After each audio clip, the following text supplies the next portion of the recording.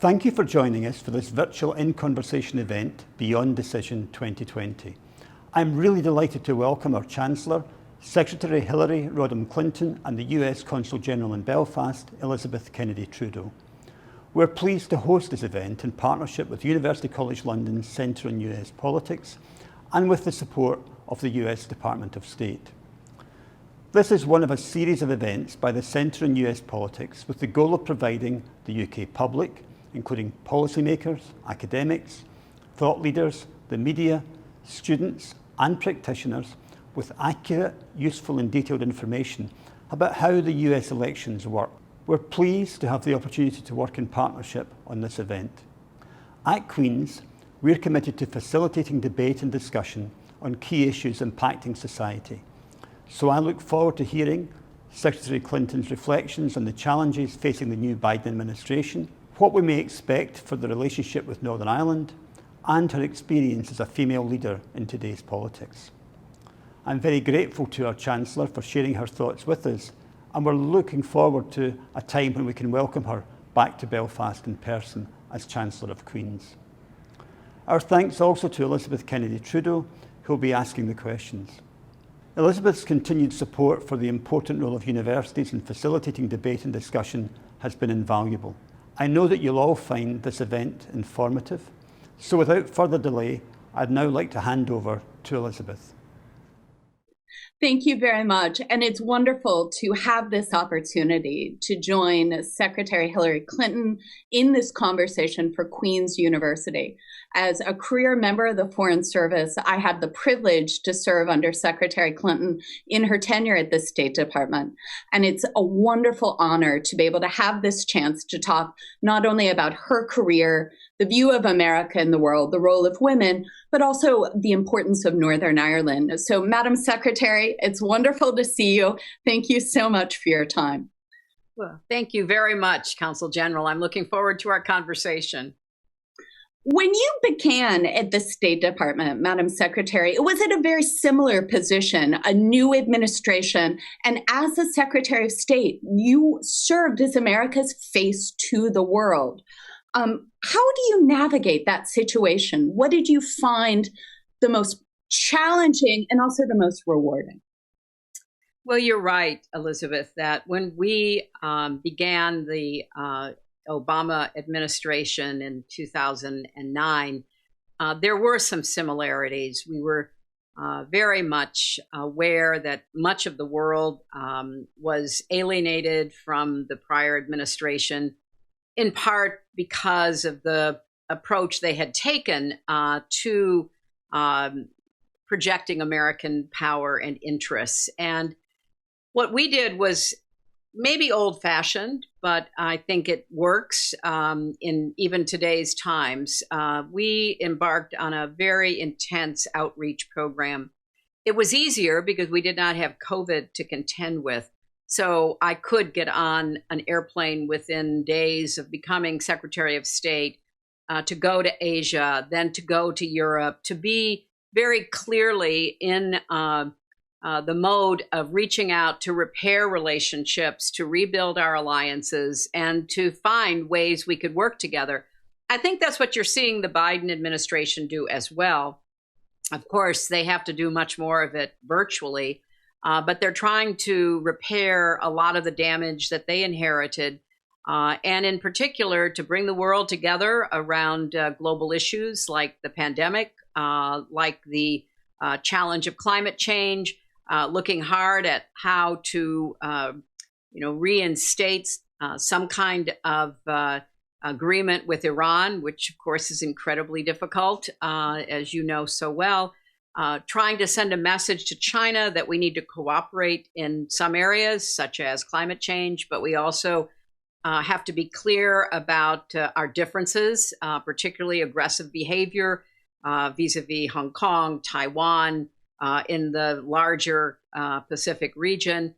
So there's a lot to do, and I have followed very closely and have spoken often with the Secretary of State, Tony Blinken, the National Security Advisor, Jake Sullivan, who worked for me at the State Department, and others who are tackling everything from the border crisis to Russian aggression in Ukraine. So it's a very full plate, but there is no substitute for persistent, constant outreach. Thank you very much. That's so reassuring to hear. And you talk about the challenges facing this new administration. One thing that you were very well known for within the diplomatic corps, our civil service colleagues, as well as our locally engaged nationals who work for us around the world, is your focus on partnerships and your focus on allies and about how multilateralism works. Could you just say a few words about that? Because all of the challenges that you're discussing is something that we work better with friends. You are so right. And of course, you know that from your career in the Foreign Service. One of America's great strengths has historically been our alliances, whether it was in NATO or bilateral alliances and treaties with friends in Asia, like Japan and South Korea, for example. So when the prior administration devalued those relationships, they were really cutting into the heart and soul of America's leadership around the world. And I am a very big believer that America has to be part of the solution of any of our challenges, but we cannot be doing it alone. We have to be doing it in concert with friends and allies. And even with adversaries, we have to try to find whatever common ground is possible. So I'm encouraged that with President Biden, Vice President Harris, and the team that they have around them, they understand that completely. So you see the outreach immediately to NATO, to the European Union, to the UK, outreach to our Asian partners. The Defense Secretary Lloyd Austin has been traveling the world, reassuring friends and allies of America's commitment to their security. So there is an enormous strength in those relationships, but I'm aware that a number of our longtime friends are now doubting us, Elizabeth. I mean, they're saying, well, okay, the Biden-Harris administration wants to work together again, but suppose the next president doesn't. How do we count on America, regardless of party, regardless of personality? And this is a big challenge, not just for this administration in Washington, but for our entire country to understand that America's word must mean something. Agreements must be followed. They can be changed. You know, for example, just very quickly, if the Trump administration had said, look, we don't like everything about the climate change agreement, the Paris Accord. We want to, get people to do something in addition or slightly change the terms. That would have been perfectly appropriate. That happens all the time. But instead, they said, no, we're pulling out, and became the only country that was no longer in the Paris Accord. Similarly, with the Iran agreement, which I began the negotiations for, if they had said, this agreement doesn't go far enough, it doesn't cover missile development, we have to have some kind of understanding about that, I think people would have said it's hard, but let's do it. But no, they pulled out. So I can understand a little bit of the reluctance that we're hearing from our friends across the world about, what do we believe? How do we count on America? So Joe Biden is doing his very best, along with his team, to try to reestablish an American position, an American set of interests and values, to try to, in a way, set the framework going forward, even beyond this administration. That's something you were very well known for, leading with our values, leading with who America is. And I wanted to ask you about the American political system, and particularly, let's start at the cabinet, because President Biden, Vice President Harris have made the commitment that they want a cabinet that looks like America. Could you talk a little bit about that and what it means as an American who's been in such a position of power to see a diverse cabinet like that? Well, it is the very heart and soul of representative democracy. It is hard to believe that your government represents you if you see no person or no gender, no ethnicity, no race that you feel is identifying with you. That's not to say you do it just for the sake of diversity. It is, however, to say, and I think you can very much argue this, that diverse groups make better decisions. We're seeing that in the private sector, where diversity in the boardroom, diversity in the executive branch of any corporation actually leads to better decisions, whether you're thinking about consumers and the goods and the services that they buy, or your employees and how best to ensure their productivity. Well, similarly with government, and we have slowly begun to understand that and to follow up. I think that the Biden-Harris administration has gone even further than anyone has in the past, and I'm in total agreement that they are creating a cabinet and a government that looks like America. And given that we have a lot of divisions now in our country, obviously over race, but also over political partisanship and other matters, it is important to hold up examples. I just mentioned our Defense Secretary, Lloyd Austin. He's an African American, retired 4-star general. I happen to know and have worked with him in the past. I mean, he is someone who is eminently qualified to speak for America, to lead our military, but he is the first Black person, Black man ever to be defense secretary. So I think we are coming to grips with how diversity is not only the right thing to do, but it's also the very smart approach to take when we're putting governments together and we're trying to heal a lot of mistrust and divisiveness in America. Thank you, Madam Secretary. In speaking about the strength of our institutions, you had 8 years as a U.S. Senator on top of your illustrious career in other fields. What is your view on the role of the Senate now in the Biden-Harris administration and where that institution is going? Elizabeth, I did serve for 8 years, and I worked, as we say, across the aisle all the time. I think I sponsored legislation with practically every one of my Republican colleagues. And it's been very saddening to me to see how divided and partisan the Senate has become.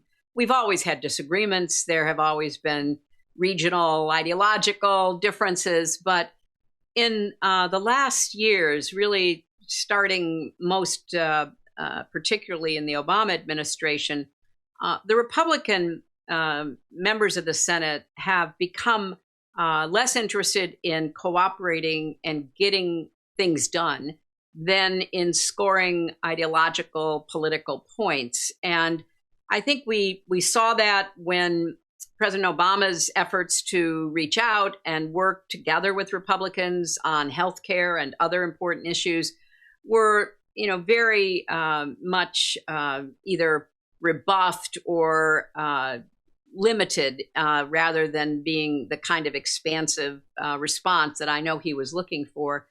And certainly we saw that when President Obama nominated Merrick Garland, as was his constitutional duty, to take a seat on the Supreme Court, and then Judge, now Attorney General Garland, was not even given the courtesy of a hearing.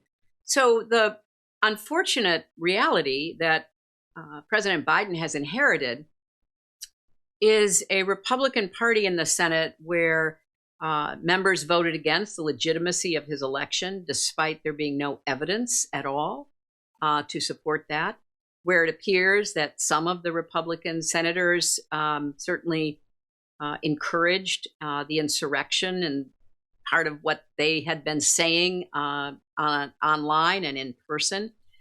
And so I think the Senate needs very significant reform, starting with the end of the filibuster, which was a tool to try to get people to work together, but has evolved into a barrier to getting anything done. And I really have reached the conclusion that it needs to go, because we have to show the American people and frankly the world that we can actually function as a government, that our Congress can act. And we saw that with the recent American Rescue Plan, which passed with only one vote because there was a 50-50 tie. All the Republicans voted against it. All the Democrats voted for it. And under our Constitution, as you know, Vice President Harris broke the tie. A majority of Americans, a significant majority of Americans, approved of that legislation. Mm-hmm. But sadly, the Republicans in the House and the Senate are intimidated by, and I have to say controlled by, the most extreme elements in the Republican Party. So they rejected that effort to try to get the economy going, to take care of people's very pressing needs when it comes to income and jobs. So I don't recognize the Senate from my time there, and I don't recognize even some of the people that I served with at that time who used to be much more open to collaboration than they are now. And I think, President Biden is right when he says, well, we do have bipartisanship because the American people, not their elected representatives in the Republican House and Senate, but the American people approve of what we're doing. And I think that's the right way to go about getting things done now. That's actually a perfect opening for the broader question on addressing divisions in the United States. And you alluded to this earlier. I think people around the world recognize that America has a legacy of racism. We have a legacy of divisions. We have economic inequality. And we also have the American ideal, where we want to present our values to the world. I think people in Northern Ireland recognize reconciliation starts here. What would you say is the path forward for the United States to start to move forward in a unified manner? Well, I think you're absolutely right that there is a gap, and always has been, from literally our founding, between our ideals and values and the often, very messy and difficult reality. But those ideals and values have moved us forward. It's hard to remember, perhaps for many, especially young people, the progress that has been made. It's too slow. It's certainly not complete. But over the decades, and even including a civil war over the fundamental question of slavery, we have pushed forward in changing our Constitution, changing our laws, and maybe even, as if not more importantly, changing our attitudes. It used to be that people of different religions and ethnicities, Irish Catholics, Italians, Chinese, people who came to the United States as immigrants faced enormous discrimination and rejection. Now, obviously, we see, lots of changes, but unfortunately, some setbacks. So there's a wave of anti-Asian American harassment and attacks going on right now, in part because of the very incendiary remarks made by the former president, picked up online, amplified by others, that the COVID virus was a Chinese invention and that was inflicted on us. So we have work to do every single year. But I would say that we need to do three things, Elizabeth. We need to show that our government can work. I think Joe Biden, who, as I say, I've known for a very long time and worked with over many years, is trying to demonstrate that. He inherited a bad hand when it came to COVID. He's trying to get the vaccine out there. We are making enormous progress, vaccinating 4 million people a day now. We're really moving forward. We're still not where we need to be, but we've made progress. He's trying to demonstrate, we can make this work. He's trying to show that nobody will be forgotten. You lost your job. You no longer have your income. You're about to be evicted. We're not forgetting you. We're trying to provide help for you. So he's sending that message, which I think is a unifier. And the public polling and approval of what he's doing seems to demonstrate that, contrary to the last 4 years, when there was a lot of bombast and rhetorical insulting and finger pointing and a real failure when it came to the pandemic, this administration will show you that government can work, trying to rebuild some trust. Secondly, we need to have a humility about our own history and a recognition that, yes, in fact, no one is perfect. No country, no group of people, no individual, none of us is perfect. It is always the striving. It is moving toward the more perfect union. Yes, have we made mistakes? Of course. But have we also done some incredibly brilliant and wonderful things to bring people together and to change our laws and to try to be, more equal and fair? Yes, we have. And we've got to protect our institutions, protect the rule of law. We have to demonstrate that no one is above or below the law. So the work is not just by a president or a Congress. The work has to be locally. It has to be in city halls and state legislatures and governor's offices and courtrooms, where people put aside their insecurities, their fears, anxieties, their prejudices, and they say, no, we are going to be a nation of laws. We're going to stand up and speak out. The third thing is we've got to do something about the tech platforms. We all are human beings. We all kind of fight against our own biases, and we all have opinions, whether they're rooted in fact or not. But everything about divisiveness has been amplified dramatically by the way social media operates. And the kind of disinformation and distrust and conspiracy theories that are the bread and butter of this commercial model, because remember, it is a model to make money. It is not to provide accurate information for a democracy to make decisions on. And so what the algorithms on Facebook, for example, do is drive you to the most controversial possible site, throw you down the rabbit hole. And I think you're seeing now a recognition of that by decision makers and by the public, that this incredible platform to bring people together has also sown so much distrust, so much anger, so much falsehood, that something will have to be done about that, because we can't continue to allow people to make many billions of dollars by dividing our country, by putting us all into, little data buckets where information about us is weaponized against us. And I hope that the Congress and the administration will begin to try to rein in these monopolies and their very destructive practices. Thank you for that. That was a wonderful, comprehensive answer. I want to go back to Northern Ireland. You played such a key role here in your time as Secretary of State, as the U.S. administration has done, across administrations. What lessons did you take from your time working on the issues in Northern Ireland? That it takes a lot of patience. It takes a lot of listening.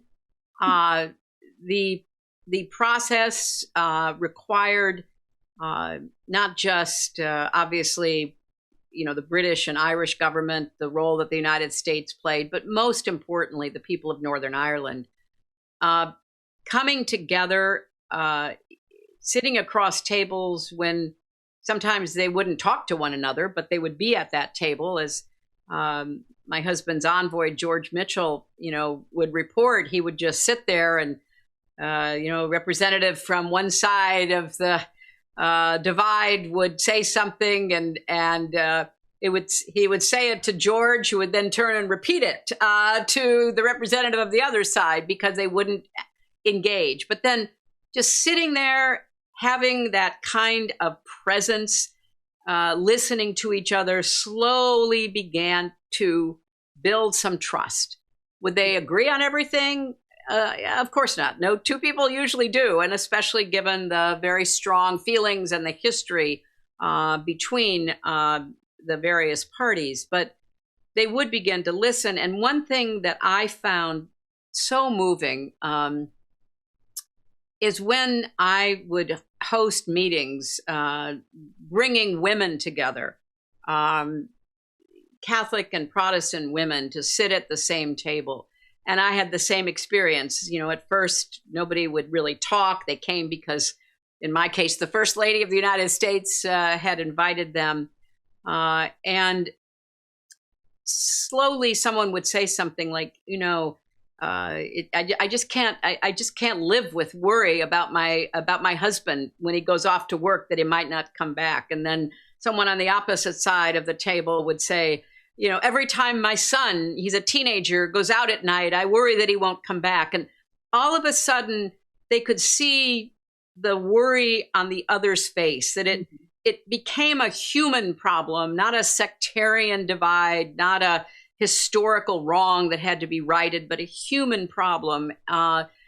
Women sharing their own fears and worries with one another. And it just took years. It was not by any means overnight. And it took courage from leaders of the various groups who would finally say, wait a minute, we have to talk.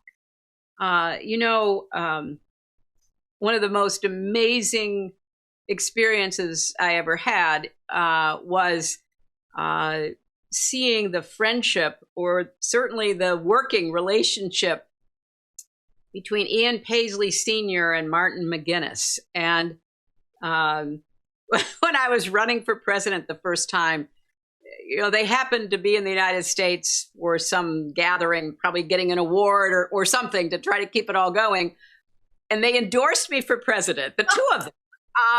And, you know, I would just marvel that if these two men, who had been such implacable foes and had said terrible things about the other, could find a way to, you know, work together for the good of the people they represented, then there's hope for all of us. And I'm certainly, you know, very much hoping that the gains that have been made, you know, it's been, you know, more than 20 years. It's been, you know, nearly 25 years. And, you know, the end of the Troubles, the end of, you know, the vast amount of violence is something young people don't know. You know, it's in the history books. They didn't live it. They didn't have to worry their mothers about going out or going to work. And I'm just hoping that whatever the problems that are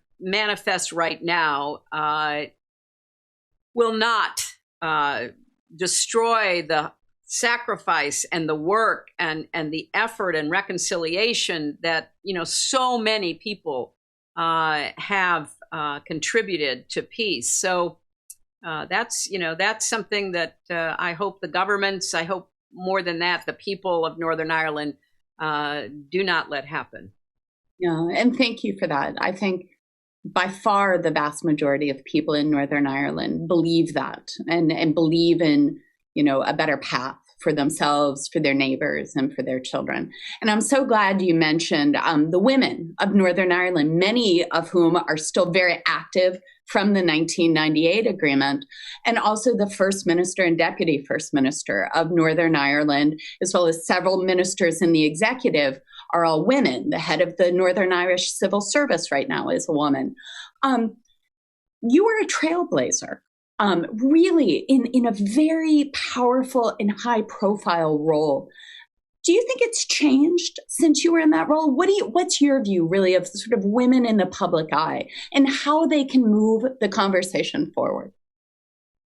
I do think there has been change, not enough, but certainly such that we see women in the roles now that you have just referenced.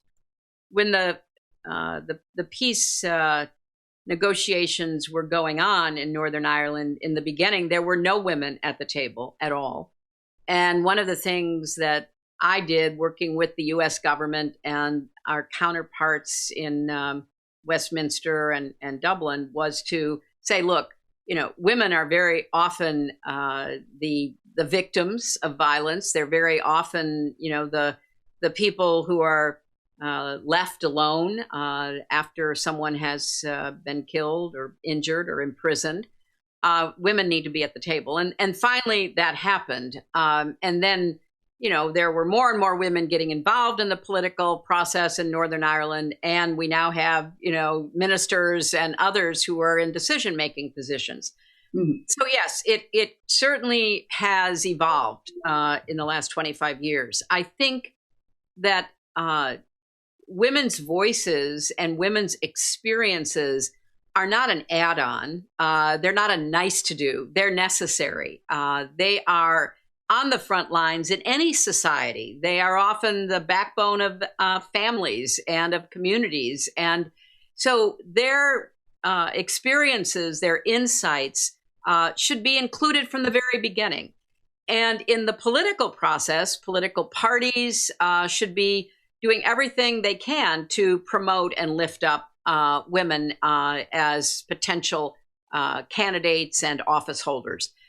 So we've made progress. We still have a double standard. There's no doubt about that. There is still a lot of inherent stereotyping of women. Why isn't she home? Why isn't she taking care of her children? All of that, we know.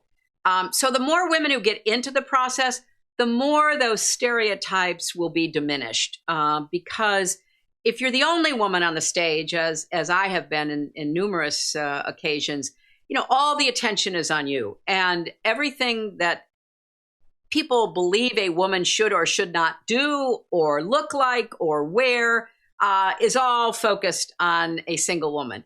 So one of the benefits of our last presidential Democratic primary is we had a bunch of women on the stage, and some were tall and some were short and some wore pants and some wore skirts and beginning to normalize the role of women in the highest levels of politics. That's true, obviously, in the United States, but it's true in Northern Ireland or anywhere. So I applaud the women who are getting in there and making their way and making a difference, and I would like to see even more join them. Wonderful. Moving forward for the Biden-Harris administration, what role do you see Northern Ireland playing in terms of the administration and their view of the world? Obviously, with the United Kingdoms, there's the very special relationship. President Biden has a deep historical fondness for Ireland. What's your view on this? I think there will be a very keen focus on what happens in Northern Ireland. The commitment to the Northern Ireland peace process was bipartisan. Mm-hmm. It was supported by the very active Irish American community in America, by Irish American elected officials on both sides of the aisle. So there's a real sense of investment. And it's not just emotional, it's political, and it's even financial. One of the things that we tried to do in concert with the Good Friday Agreement was to encourage more American investment. And when I was Secretary of State, I even had an envoy committed to economic activity that could create more jobs for the people of Northern Ireland. So there's a very deep sense of connection with Northern Ireland. And I know that the Biden administration, the people who are in it, will be very attuned to what's happening there and will play whatever role they constructively can play in trying to make sure that whatever problems Brexit has brought to the situation on the island and between the Republic of Ireland and Northern Ireland and the the water barrier between the island and the UK. I mean, we need to be encouraging the resolution of any kind of artificial barrier and anything that undermines the Good Friday Agreement. And I know that the Biden-Harris administration will certainly pay attention to that. Yeah, thank you. I think exactly right. The economic investment, the foreign direct investment, and making sure all communities in Northern Ireland, regardless of tradition, actually can have the security and the prosperity that the Belfast Good Friday Agreement promised. Now, Madam Secretary, on a final question, and I have to ask you this, I understand you have both a podcast and a novel. So I have to ask you about it. So can you tell us about these?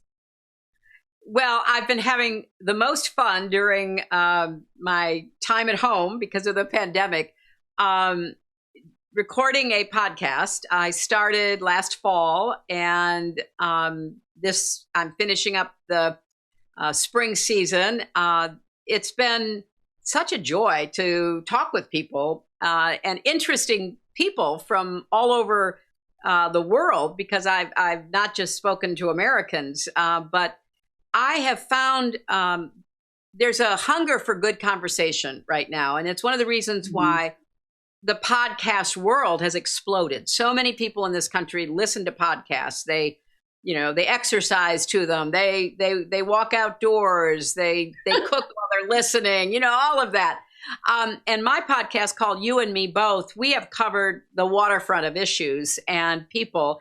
I had the first interview with Kamala Harris before she was sworn in as vice president. I did a podcast with the new Secretary of State, Tony Blinken. I talked to the amazing inaugural poet, Amanda Gorman. I talked to Maria Ressa, the journalist from the Philippines, who is just standing up for, truth and facts against really terrible odds as her country gets more and more authoritarian. So it's not only the political and the serious, but also, how you raise children in the middle of a pandemic, how you find friendships that can continue while you can't see anybody. I mean, just the whole range of my interests and really the human experience.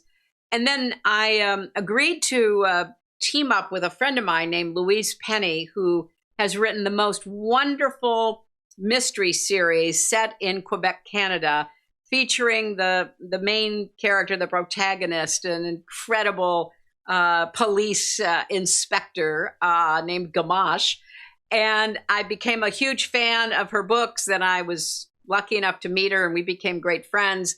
And several people said, well, why don't you write something together? So we're writing a political thriller, which features, you'll be interested to know, Elizabeth, a Secretary of State.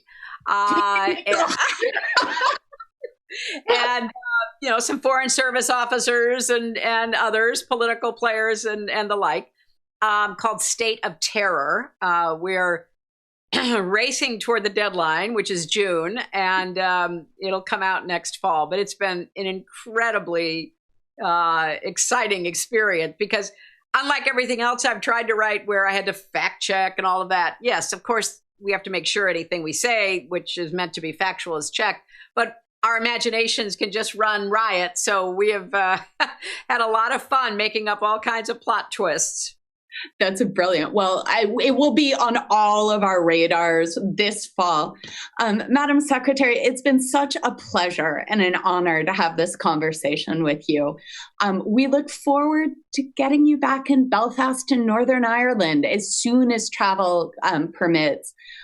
You're such an asset to Queen's University, and your continued engagement for all communities in Northern Ireland is really extraordinary.